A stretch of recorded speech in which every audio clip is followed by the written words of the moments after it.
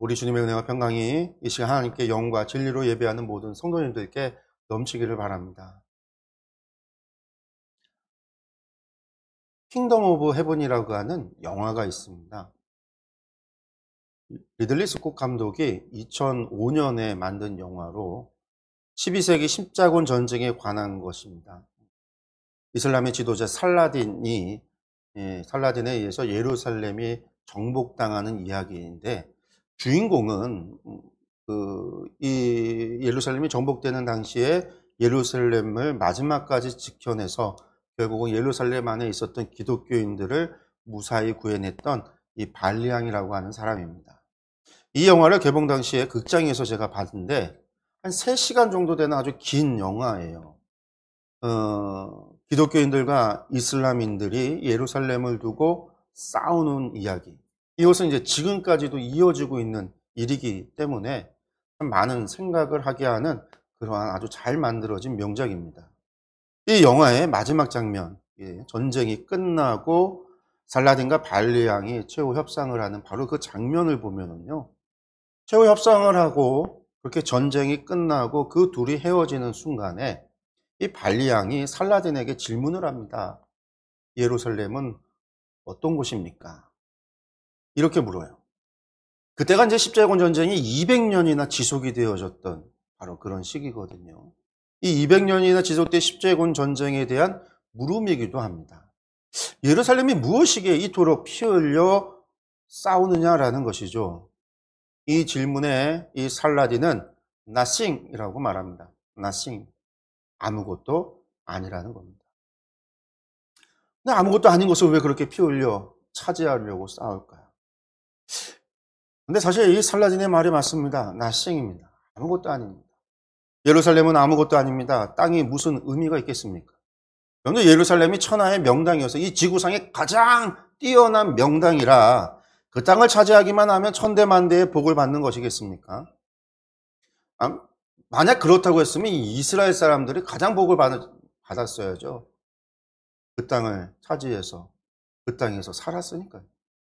다윗 시대의 점령에서 그들이 멸망하는 586년까지 그들은 약 400년을 그곳을 차지하고 살았지만 그 삶이 복된 삶이 아니지 않습니까?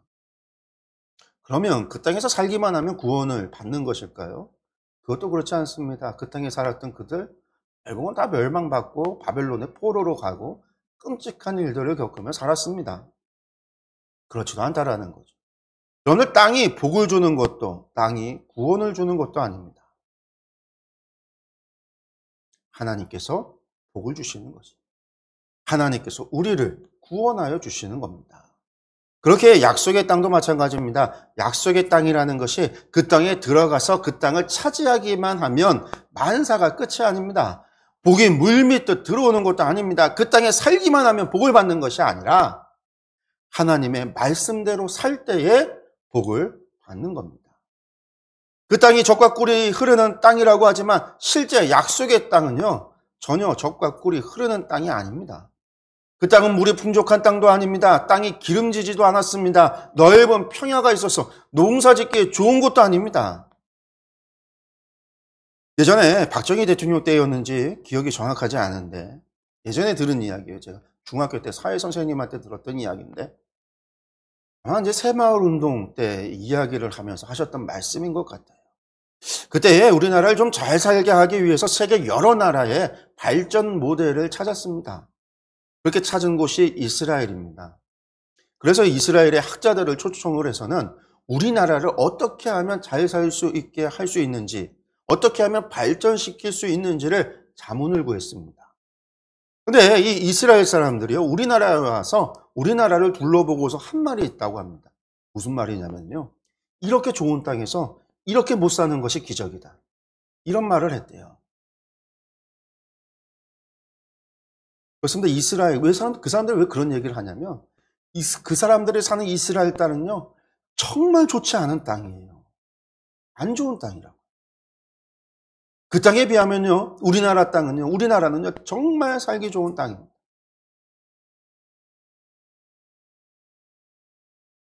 이스라엘은 정말로 살기 좋지 않은 땅. 그러나 하나님께서 그 땅을 젖과 꿀이 흐르는 땅이라고 말씀하셨습니다. 그것은요, 그 땅이 앞으로 좋아질 것이다 라는 의미가 아니에요.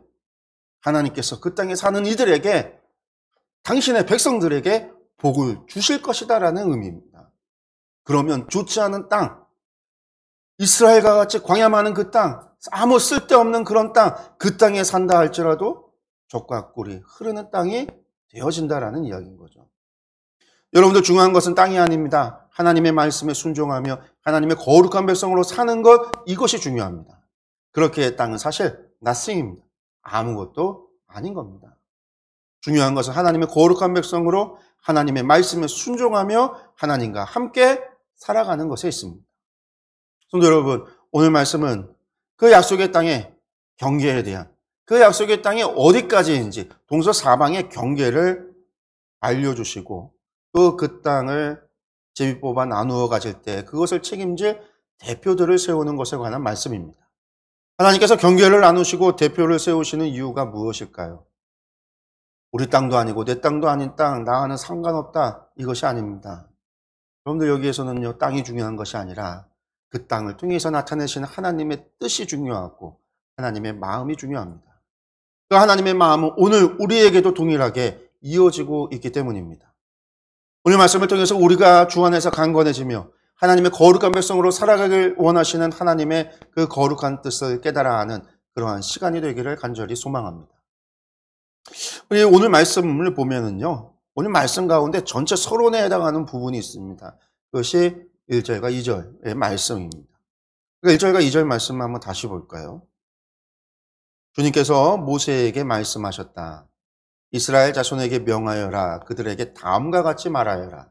너희는 이제 곧 가나안 땅에 들어가게 된다. 이 땅은 너희가 유산으로 받을 땅인데 다음과 같이 사방 경계를 정한 가나안 땅 전체를 일컫는다. 아멘. 하나님께서 모세에게 이스라엘이 정복할 그 가나안 땅의 경계에 대해서 말씀하시는 게 오늘 본문의 말씀이죠. 여러분들, 경계를 정한다는 것은요, 범위를 한정한다, 제한한다라는 뜻이 있습니다. 그러나 경계라는 것은요, 이 제한하겠다, 그 의미만 있는 것은 아니에요. 나라의 경계를 정한다라는 것은요, 그 안에 있는 것에 대한 소속감을 나타낼 뿐만 아니라 이 경계 안과 밖을 구별한다라는 뜻이고, 경계 안에 있어서는 자유와 보호와 안전을 보장한다라는 의미도 담겨 있는 겁니다. 즉, 국민이 자기 나라 영토 안에 있으면 그 안에서는 얼마든지 자유로울 수 있고 또 국가로부터 보호를 받을 수 있다라는 이야기입니다. 반면에 국민이 나라의 경계 밖으로 나간다면 더 이상 보호를 받을 수 없다라는 이야기이기도 합니다. 이것은 마치 물고기가 물을 떠나는 것과 같습니다. 물고기는 오직 물속에서만 살아갈 수, 자유롭고 안전하게 살아갈 수 있다는 겁니다. 마찬가지로 이스라엘 백성들도 자유롭고 안전하기 위해서 하나님께서 정하여 주신 경계 안에 머물러 있어야 합니다. 하나님께서 그들에게 약속의 땅을 주신다고 했지만 그 땅이 레반트 땅 전체, 중동 전체가 아니에요. 하나님께서 정하신 경계 안이라는 거예요. 그 경계가 있고 이스라엘 백성들은 그 경계 안에 머물러 있어야 한다는 것이죠. 그 안에서 살아가야 한다는 이야기. 하나님께서 정하여 주신 경계 밖에는 그들을 타락시킬 수 있는 가증스러운 우상 숭배자들과 그들의 목숨을 노리는 수많은 대적들이 있습니다. 그러나 그들이 하나님께서 정해 주신 그 경계선 안에 머물기만 하면 하나님께서 그들을 보호하시고 그들을 자유롭고 안전하게 지키신다라는 이야기이기도 합니다. 성경에 보면은요, 자기에게 정해진 이 경계선을 넘었다가 생명을 잃어버린 사람이 있습니다. 가장 대표적인 사람이 누구냐면요, 시므리라고 하는 사람이에요. 다윗과 솔로몬 시대의 사람인데 사울 왕의 친척이었던 사람입니다. 그러니 사울이 죽고 다윗이 왕이 됐을 때 이 시므리의 눈에 다윗이 얼마나 미웠겠어요. 그런 다윗이 압살롬의 반란에 의해서 예루살렘을 떠나 도망쳐서 피난을 갈 때에 이 시므리가 다윗을 향하여 저주를 했습니다. 그리고 나서 다윗을 이어서 솔로몬이 왕이 됐을 때 이 솔로몬은요, 시므리를 죽이는 대신에 그의 주거지를 예루살렘으로 제한합니다. 예루살렘 밖에 넘어가면 너는 죽겠지만 예루살렘 안에만 있으면 산다. 한마디로 예루살렘 경계를 넘지 않는다라고 하는 조건으로 사형 집행이 유예를 받은 거예요. 따라서 그는요, 예루살렘 경계선을 넘어가지만 않으면 살아갈 수 있었던 거예요. 그런데 3년 정도가 지나서 그의 종간이, 그의 집안의 종 하나가 도망을 가서 그 종을 잡겠다고 그만 정해진 경계선 밖을 넘어가고 맙니다. 그리고 그 결과 경계선을 넘었기 때문에 솔로몬에 의해서 이 시므이가 죽임을 당합니다. 그런데 이처럼 자기에게 정해진 경계선을 넘게 되면요, 누구도 자유롭지도 안전하지도 못합니다. 우리에게 있는 경계선은 뭘까요? 저 위에 있는 휴전선이 우리의 경계선일까요? 여러분들, 바울사도는요, 그의 서신서에 종종 그리스도 안에서라는 말을 했습니다. 사도 바울은 그리스도 안을 자기 삶의 경계로 삼았습니다. 다른 말로 이것은요, 모든 성도의 경계는요, 그리스도 안이어야 한다라는 거예요. 이와 마찬가지로 우리 성도들의 삶의 경계선도 그리스도 안이 되어야 합니다. 우리는 그리스도를 떠나서는 사형에 해당하는 죄인입니다. 우리 모두는 죄로 말미암아 죽을 수밖에 없는 사형에 처해지는 죄인이기 때문입니다. 그리스도 밖에서는 구원이 없습니다. 그리스도 밖에서는 오직 우리를 멸망으로 인도하는 사단의 괴계만이 있을 뿐입니다. 성도 여러분, 예루살렘 밖으로 나가지 않는 조건으로 생명의 보존을 약속받았던 시므야와 같이 우리도 그와 다르지 않습니다. 우리는 하나님으로부터 오직 예수 그리스도 안에서만 생명의 보존을 약속받은 사람들입니다. 따라서 우리가 그리스도를 떠나면 우리는 그 생명을 잃어버릴 수밖에 없어요. 반면에 우리가 그리스도 안을 떠나지만 않는다고 한다면 우리는 영원한 삶을 살아가게 될 것입니다. 그런 의미에서 우리는 하나님께 말할 수 없는 큰 은혜를 입었습니다. 그런데 우리는 이 은혜를 잊고 그리스도를 떠나는 그러한 삶을 살아갈 때가 너무나도 많습니다. 여러분, 그리스도 안에서 떠나는 어리석음을 범해서는 안 됩니다. 종교개혁자 칼빈은요, 인생의 행복은 하나님 사랑의 울타리 안에서 살아가는 것이라고 했어요. 양이 울타리를 벗어난다고 할 때 그 장래는 어떻게 될까요? 그것은 불을 보듯 뻔한, 그 결과는 뻔합니다. 그런데 우리의 인생도 마찬가지입니다. 그래서 예수님은 목자로 우리를 양으로서 주님은 비유하여 말씀해 주셨습니다. 그렇습니다. 우리가 목자 대신 주님의 품 안에 있을 때만이 우리는 자유롭고 우리는 안전하며 우리는 생명을 영위할 수 있습니다. 성도 여러분, 우리는 신앙생활이 아무리 힘들고 어려워도 하나님의 그 사랑의 울타리 그리스도 안에 머물러 있어야 합니다. 우리가 그렇게 그 안에 머물러 있기만 한다면 우리는 구원받을 수 있습니다. 우리가 그리스도 안에 있기만 한다면 목자 대신 주님께서 우리를 반드시 지키시고 보호하시며 인도해 주실 겁니다. 그리고 마침내 여호와의 목전에서 큰 상을 베풀어 주실 것입니다. 마침내 우리에게 예비된 면류관으로 우리의 머리에 씌워 주실 겁니다. 여러분들, 그 소망을 가지고 오늘 그리스도 안에서 살아가는 저와 여러분들이 되시기를 간절히 바랍니다.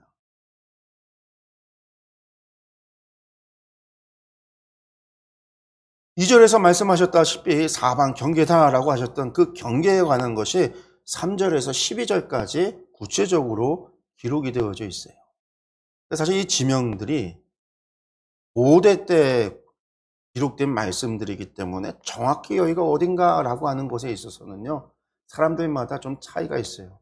그래도 지금까지 불리우는 경계들이 있기 때문에 우리가 여기까지구나라는 것을 알 수가 있죠. 사헬바다 남쪽 가데스 바네아를 거쳐서 애굽 시내에 이르는 곳이 남쪽의 경계.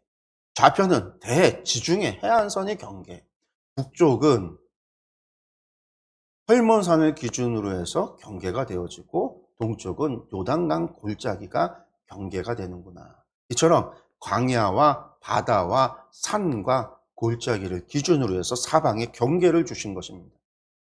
그 이스라엘에게 허락하신 이 가나안 땅은요, 한마디로 남쪽 사해 끝에서부터 지중해까지, 서쪽은 대해라 불리우는 지중, 북쪽은 지중해 호르산을 거쳐서 하살 에난이라고 불리우는 이 호르산 그 레바논 산맥 그 근처까지 있고요. 그 동쪽으로는 이 하살 에난에서 요단강에 이르는 경계. 여러분들 이렇게 관계를 나누어 보면요, 대략 어느 정도 되냐면요, 남과 북으로는 한 250km 정도 돼요, 길이가. 그 동서의 폭은요, 한 100km 정도 됩니다. 우리나라로 치면은요, 강원도 정도예요. 전라남북도를 합친 정도의 땅이에요. 작죠, 우리가 생각하는 것보다 훨씬 작은 땅이에요. 사실 그 정도 면적이면요, 지금 이스라엘의 인구가 300만 정도 되는, 200만이라고 하지, 200만에서 300만까지 보는데, 그런 인구에 비해서는 조금 협소해 보일 수도 있어요. 뿐만 아니라 그 땅은 광야가 많고 산이 많아서 사람 살기에 적당하지 않잖아요. 포도나무나 올리브, 감람나무, 과실수를 좀 재배할 수 있거나, 혹은 양을 치기에는 적합한 땅들이 거기에 있지만, 농사를 짓기에는 적합하지가 않아요. 그 농사 짓기에 적합한 지역은 해안가 지역의 블레셋 평야, 블레셋 사람들이 사는 블레셋 평야 정도가 농사 지을 수 있고, 그리고 이제 이스라엘 평야, 아주 좁은 협소한 평야지대가 중간에 있는데, 그 정도가 농사 짓기에 적당하지, 나머지는 농사 짓기에는 좀 어려운 땅들입니다. 뿐만 아니라 일교차가 커서요, 낮에는 뜨겁고 밤에는 추워서 거주하기에도 좋은 조건이 아닙니다. 거기서 영하로 여름에도 영하로 안 내려간다고 해도 사람들이 저체온증으로 죽는 사람들이 있어요. 얼어 죽는 거죠. 왜 그러냐면 일교차가 너무 크기 때문에. 비도요, 우기와 건기가 나눠져 있어서 겨울에 비가 오고 여름에는 건기엔 비가 한 방울도 안 와요. 그러니 이 땅이 정말 좋은 땅이느냐? 좋은 땅도 아니에요. 여러분들 중동에 기름 많이 나잖아요. 이스라엘에 기름 한 방울도 안 나요. 그러니 그 땅이 좋은 땅이냐 묻는다면요, 절대로 객관적으로 기준으로 볼 때 이 땅은요, 좋은 땅이 아니에요. 젖과 꿀이 흐르는 땅, 우리가 자꾸 이 말에 속아갖고 젖과 꿀이 흐르는 땅에서 아주 기름지고 좋은 땅이라고 생각하는데 아니에요. 아주 척박한 땅이에요. 척박한 땅. 우리 정탐꾼들이 포도를 갖다가 어깨에 메고 왔다라고 해서 뭐 포도가 이만한, 알갱이가 막 이만한, 오늘날의 거봉보다 훨씬 그 주먹만한 포도 막 이런 거 달려있는 좋은 땅이다 사람들이 생각하는데 아니에요. 좋은 땅 아니에요. 좋은 땅이면 거기서 곡식 가지고 왔어야죠. 밀이 나고 쌀이 나고 보리가 나고 막 그런 것들이 풍성하게 나는 곳엔 이집트 하류 그들의 그 삼각지 나일강 삼각주의 그 기름진 땅에서 엄청나게 재배되어지는 그런 곡식과 같은 그런 것들이 나와야죠. 근데 거의 그런 게 나오질 않아요. 과일 들고 왔다라는 게 우리나라 과수원과 같이 그런 땅들, 좋은 땅이 아니라는 거예요. 그런데도 하나님께서는 뭐라고 말씀하셨다? 그 땅을 젖과 꿀이 흐르는 복된 땅이다, 이렇게 말씀하셨다라는 거죠. 여러분, 도대체 이유가 무엇이냐? 앞서서 말씀드렸지만 오직 한 가지 이유 때문입니다. 바로 그곳에 하나님께서 계시기 때문입니다. 비록 가나안 땅에는요, 물도 풍족하지 않고 기름진 땅도 부족합니다. 그래서 젖이나 나고 꿀이나 나는 땅입니다. 척박하기 때문에 농사를 짓지 못해서 양이나 쳐야 되고 양봉이나 할 수밖에 없는 그러한 땅들이라는 거예요. 그러니까 젖이 나고 꿀이 나는 땅, 좋은 땅이 아니라는 거예요. 가난한 사람들이나 하는 거예요. 그렇지만 하나님께서 그곳에 거하시면 이스라엘 백성을 돌보시기 때문에 복된 땅이 될 수 있다라는 거, 복된 땅이 된다라는 이야기입니다. 비가 자주 오지 않지만 하나님께서 곡식을 파종할 때와 열매가 익을 때 이른 비와 늦은 비를 내리시고 낮에 해와 밤의 달이 백성들을 상하지 못하도록 지키시며 그들의 짐승들이 나쁜 짐승들에게 해를 입지 않도록 지키고 보호하셔 주신다라는 이야기입니다. 그렇게 하나님께서 이스라엘에게 복을 주시기에 그 땅이 복된 땅이라는 거예요. 젖과 꿀이 나는 척박한 땅이지만 젖과 꿀이 흐르도록 넘치는 풍요로운 삶이라는 거예요. 금이 나고 다이아몬드가 나고 온갖 곡식이 나는 그런 물질적인 풍요가 이루어지는 땅은 아닐지 몰라도 젖과 꿀이 흐르지만 넘치도록 흐르는 풍요로운 행복을 누리고 복을 누리는 삶을 살아갈 수 있는 땅이 된다라는 거예요. 지난 40년의 광야에서도 그러한 삶을 살았듯이 이스라엘, 이 가나안 땅에서도 그러한 삶을 살아갈 수 있다라는 거예요. 성도 여러분, 바로 이것입니다. 참된 복의 기준은요, 얼마나 많은 물질을 소유하고 있는가, 얼마나 높은 권세나 지식, 명예를 가지고 있는가 하는 것에 달려있는 것이 아니라 내가 진정으로 하나님의 소유된 백성인가, 하나님 안에 있는가 하는 겁니다. 사람이 아무리 세상의 것을 많이 가지고 있다 할지라도 그에게 믿음이 없다라고 한다면 그는 결코 행복할 수 없습니다. 그러나 비록 남들보다 많이 가지지 못했어도 그의 마음속에 믿음이 있어 하나님의 소유된 백성이라고 한다면 그는 누구보다 행복한 사람이고 복된 사람입니다. 왜냐하면 비록 지금은 가진 것이 없지만 모든 것을 가지신 하나님께서 그의 삶 속에 역사하셔서 그의 앞길을 인도하시고 필요한 것을 채우시고 지키시고 보호하여 주실 것이기 때문입니다. 그리고 마침내 원수의 목전에서 상을 차려주시기 때문이에요. 마침내 우리 머리에 면류관을 씌워주시기 때문이에요. 마침내 우리에게 보좌에 앉게 해주시기 때문입니다. 그런 점에서 지금 성도 여러분은 진정 복된 사람인지 불행한 사람인지 다시 한번 자신의 모습을 돌이켜 보십시오. 그래서 이제 지금까지 가져왔던 잘못된 복에 대한 이해를 바꾸시기 바랍니다.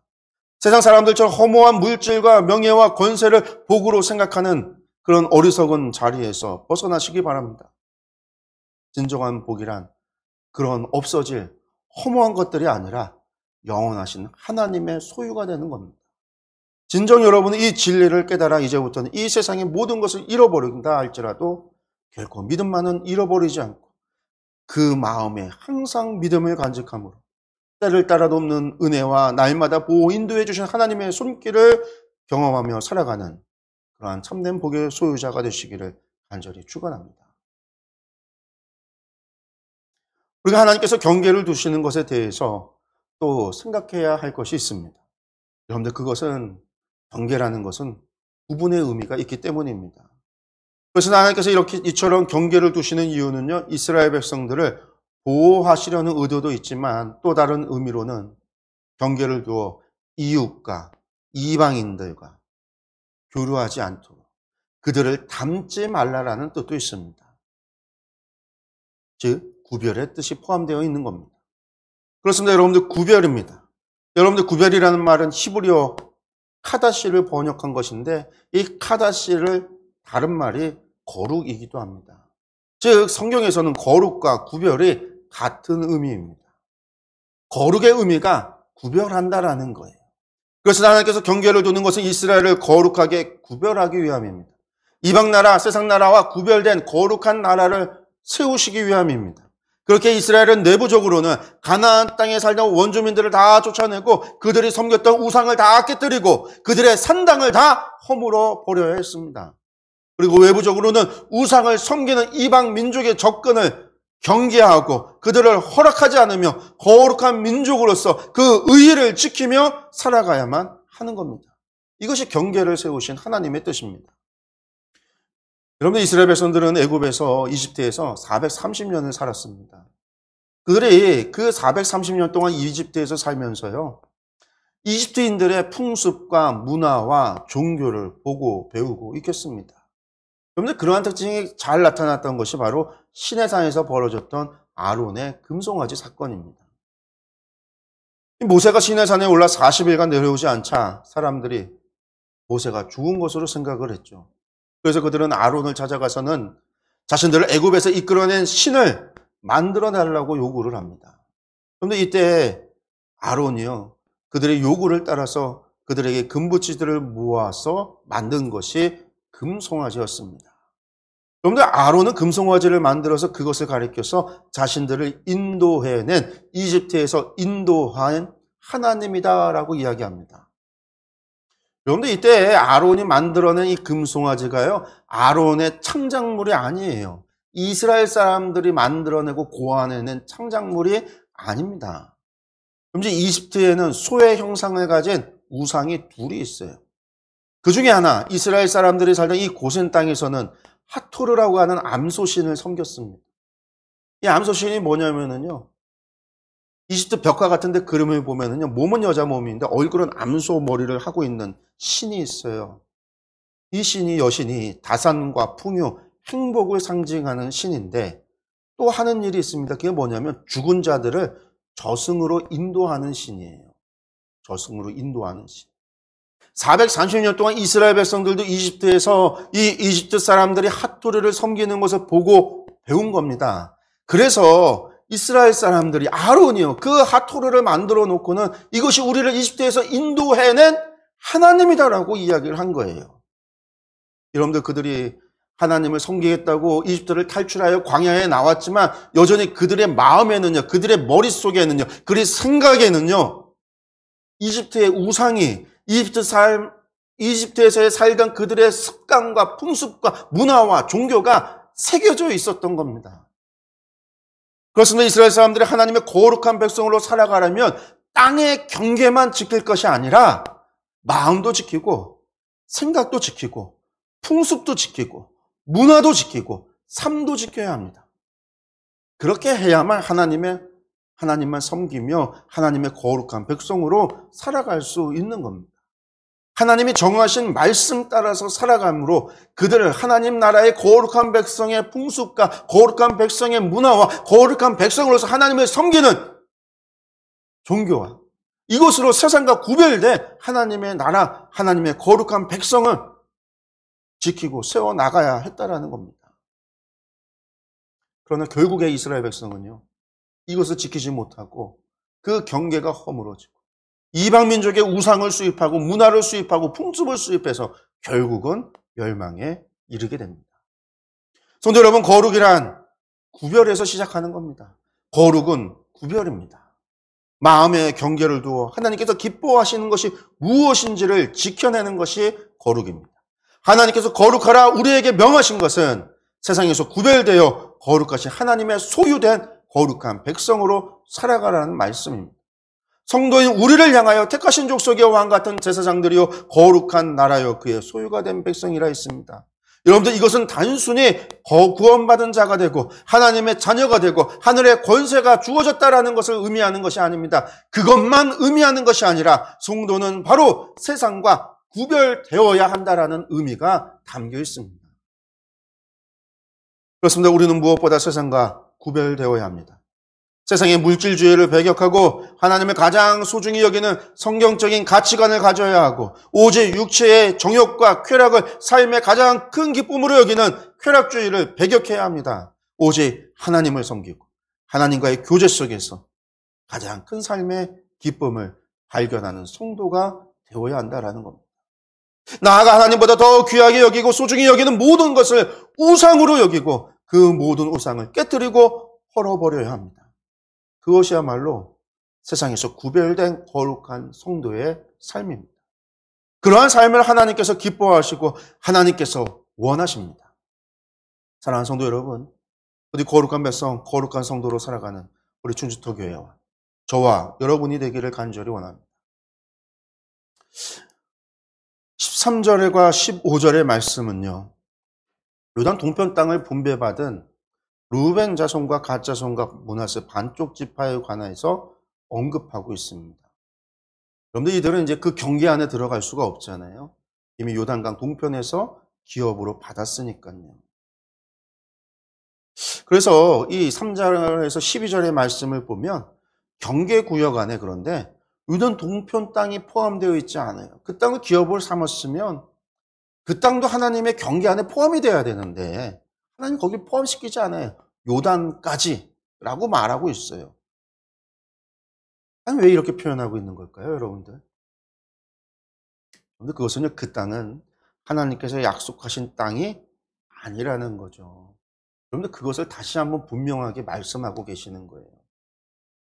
여러분들, 그것은 하나님의 뜻이 아니라 르우벤 자손과 갓 자손과 므낫세 반쪽 지파의 뜻에 의하여 이루어진 일이라는 겁니다.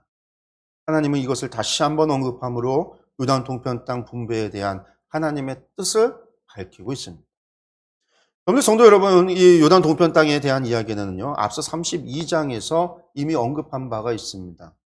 그들은 자신들의 욕심으로 인해서 하나님의 뜻에 순종하지 않고 약속의 땅이 아닌 이 요단 동편 땅에 정착했습니다. 그렇습니다. 이것이 우리가 주의하고 피해야 할 인간의 욕심이고 정욕입니다. 우리가 세워야 될 경계입니다. 하나님의 말씀으로 경계를 삼아야지. 여러분들, 그들은 그러지 못했습니다. 결국 그들은 하나님께서 주시는 복된 삶을 영위하지 못했고 온갖 환난과 고난과 전쟁 가운데 고통당하는 인생이 되어버리고 말죠. 성도 여러분, 우리는 그들의 잘못된 선택을 반면교사로 삼아야 합니다. 하나님께서 원하시는 구별된 삶을 살아가야만 합니다. 내 뜻, 내 생각이 아니라 생각의 가치, 세상이 이야기하는 그러한 가치관이 아니라 무엇이 이익이 되고 무엇이 돈이 되고의 문제가 아니라 하나님의 말씀이 내 삶의 기준이 되는, 하나님의 말씀이 내 삶의 경계가 되어지는, 하나님의 말씀이 우리 인생의 나침반이 되어져 오직 그 말씀에 순종하며 살아가는 그러한 성도, 그런 저와 여러분이 되기를 간절히 소망합니다. 그리고 나서 이제 16절에서 29절의 말씀은 그 땅 분배를 위해서 이 요단 동편에 정착한 지파들, 루벤 지파, 갓 지파를 제외하고 므낫세 지파는 반쪽 지파만 있으니까 나머지 반쪽 지파 가운데에서 대표가 포함이 돼서 10지파의 지휘관을 뽑아서 땅을 분배하라 이렇게 말씀하고 계시죠. 근데 여기 18절 말씀을 보면은요, 지파마다 한 사람씩 대표로 뽑아라 이렇게 되어져 있어요, 번역이. 개역개정에서는 택하라, 대표를 택하라 이렇게 번역을 했습니다. 근데 뽑아라 혹은 택하라라는 것은 모두 이스라엘 백성들이 스스로 각 지파에서 자신들의 지휘관을 자신들이 선택하는 것처럼 그렇게 이해가 되죠. 그러나 이 뽑아라, 택하라고 번역이 된 히브리어는요, 라카인데 이 라카의 의미는 능동적으로 내가 무엇을 뽑고 내가 선택하는 게 아니라 내가 취하고 내가 받아들인다라는 의미예요. 그러니까 능동적으로 백성들을 스스로 선택하는 것이 아니라 지휘자를 스스로 선택하거나 스스로를 세우는 게 아니라 하나님께서 선택하신 사람을 그들이 받아들이고 수용한다라는 거예요. 수동적으로 수용한다라는 의미. 정반대의 의미입니다. 번역이 잘못된 거죠. 즉 하나님께서 당신의 뜻에 따라 이미 선택하신 자들을 인정하고 대표자로 인정하고 지도자로 섬기라는 거예요. 앞으로 제비 뽑았는데 좋지 않은 땅에 걸리면요, 사람들이 누구를 원망하겠어요? 제비 뽑은 사람은 원망할 거 아니에요. 하나님께서 내가 세운 자고 그들에 의해서 제비 뽑는 것도 하나님의 뜻에 의해서 선택되어지는, 모든 것이 하나님에 의해서 주관되어지는 하나님의 역사라는 것을 분명하게 하기 위해서 그렇게 세우셨다라는 거예요. 그러니까 하나님께서 당신의 뜻에 따라서 이미 선택하신 그 대표들을, 그 사람들을 대표로 인정하고 지도자로 섬겨라, 그런 의미입니다. 실제로 19절 이하에서 하나님께서 각 지파의 대표를 직접 선택하여 선임하십니다. 그러므로 백성들은요, 하나님의 선택에 순종해서 그로서 앞으로 이루어질 모든 땅 분배의 일들에 있어서 무조건 그들의 권위를 따라서 그들의 제비뽑기의 결정에 따라서 하나님의 뜻에 따라서 순종해야 한다라는 이야기입니다. 그렇습니다. 민수기를 읽어나가다 보면은요, 민수기 전체 이야기가요, 처음도 순종이고 끝도 순종입니다. 모든 것이 하나님의 뜻에 순종하고 하나님의 말씀에 순종하는 이야기가 담겨져 있습니다. 여러분들, 이것이 말하는 것은요, 너무나 단순합니다. 하나님의 백성은 하나님의 말씀에 순종해야 한다라는 것이죠. 복이라는 것은 하나님의 말씀에 순종할 때 얻어지는 것이라는 이야기입니다. 승리라고 하는 것도 하나님의 말씀에 순종할 때 쟁취할 수 있다라는 거예요. 기업도 하나님의 뜻에 순종해야 얻을 수 있다라는 이야기입니다. 일용할 양식도 하나님께 순종할 때 얻을 수 있는 겁니다. 여러분들, 모든 것이 순종입니다. 사랑하는 성도 여러분, 성도란 다른 이들이 아닙니다. 하나님의 말씀에 순종하는 이들이 성도입니다. 여러분들, 거룩한 백성이란 하나님의 말씀에 순종하는 이들입니다. 그렇게 이스라엘은 하나님의 말씀을 듣고 배워야 했고 그 말씀에 순종하는 법을 익혀야 했습니다. 그것이 그들의 광야의 삶이었고 이후 가나안 땅에 들어가 살아가는 이스라엘 백성의 삶의 모습이어야 했습니다. 여러분들, 그리고 그것은요, 오늘 우리도 다르지 않습니다. 하나님의 백성으로 하나님을 섬기는 성도로 살아간다라는 것은 하나님의 말씀에 순종하며 하나님의 뜻대로 살아간다라는 이야기입니다. 그렇게 우리는 오늘 우리의 삶에서 어떻게 살아가야 할지를 하나님의 말씀을 통해서 듣고 배우고 익혀야 합니다. 그래야 오늘 우리의 삶의 자리에서 온전한 순종의 삶, 구별된 삶을 살아갈 수 있습니다. 경계를 지키며 그 경계 안에서 하나님께서 허락하신 복을 누리며 살아가는 복된 인생이 될 수 있습니다. 그리고 그러한 삶이 하나님의 기쁨이 되고 하나님과 동행하는 삶이 되며 하나님께서 베풀어 주시는 참된 복을 영위하는 그러한 삶입니다. 성도 여러분, 부디 오늘의 말씀을 마음에 새기며 하나님께서 기뻐하시는 거룩한 성도의 삶을 살아가는 저와 여러분들이 되기를 간절히 축원합니다. 기도하겠습니다.